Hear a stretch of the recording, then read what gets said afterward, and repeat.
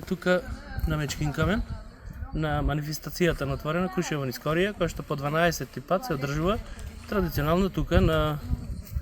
највисокото место за кампување, Мечкин камен. Оваа година стандардно имавме велосипедски тури, средна, мала и голема, која што оди до врвот Мусица на 1800 метри,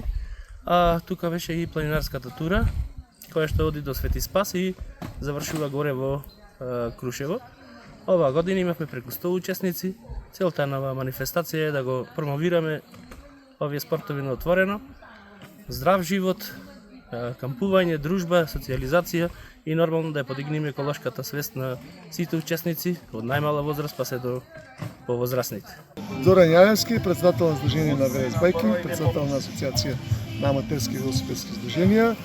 Крушево на Мечкин камен сум по 12 пат, од 12 сдруженија, секоја година доаѓам. Прекрасно место, преубаво. Возиме мала, голема велосипедска тура во зависност од групата која ќе ја водам. Ако имаме мали учесници, ги водам со нив, ако имаме поголеми, водиме на поголемата тура.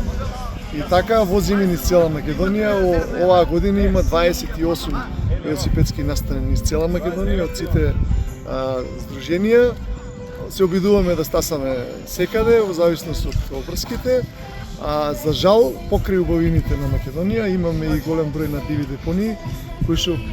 поминуваат точно покрај велосипедски тури. За време на турите има гости од странство кои што ни се приклучуваат и се воодушуваат убавината, меѓутоа за жал и не укоруваат поради тоа што самите си ствараме диви депонии и самите си уништуваме државата за жал. Лак Агролидер оваа година се вклучува во организацијата на настанот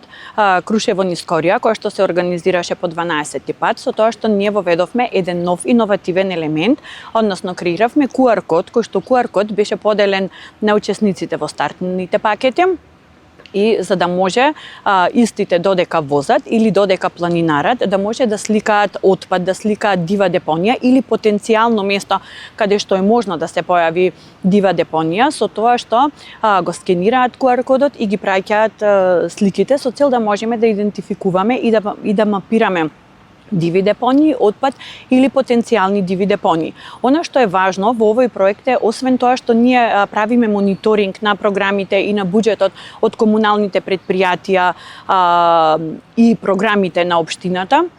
во оваа кампања сакаме да се вклучат и граѓаните, односно да се зголеми свеста на граѓаните и да се поттикне поактивно учество на граѓаните во процесите на управување со отпад, меѓутоа и во зачувување на чистотата на животната средина, бидејќи општинските власти, комуналните предпријатија секако се многу важен дел од цел процес, меѓутоа исто така и граѓаните и населението се многу важен дел од овој процес, со тоа што генерално сите учесници на овој настан, на оваа манифестација го потенцираа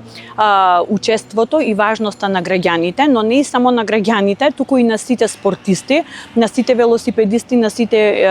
еколошки организации, но исто така и на сите оние љубители на природата, колку е важно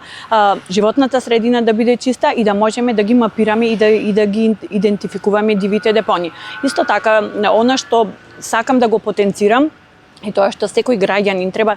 активно да се вклучи и свесно да размислува на тоа каде остава отпад, поради тоа што една кеса ѓубре после една недела или 2 недели може да стане дива депонија, која што всушност ја загадува животната средина, меѓутоа и остава слика за тоа кои сме ние. Кампањата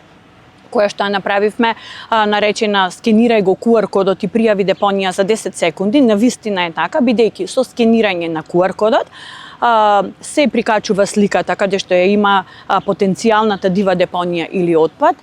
за да може да ги идентификуваме. Понатаму, ова иницијатива не завршува тука. Нашата цел е преку неколку вакви акции ние да направиме една дигитална мапа, која што дигитална мапа ќе ни биде алатка за застапување и лобирање до општинските власти, но исто така и до комуналните предпријатија, со цел да се точно да се види каде се наоѓаат тие диви депонии и при тоа да се внесат во годишната програма и во годишниот план. Исто така, јавното комунално предпријатие Комуналец веќе има одобрен буџет за отстранување, мапирање и отстранување на диви депонии, со тоа што ова ќе биде само уште една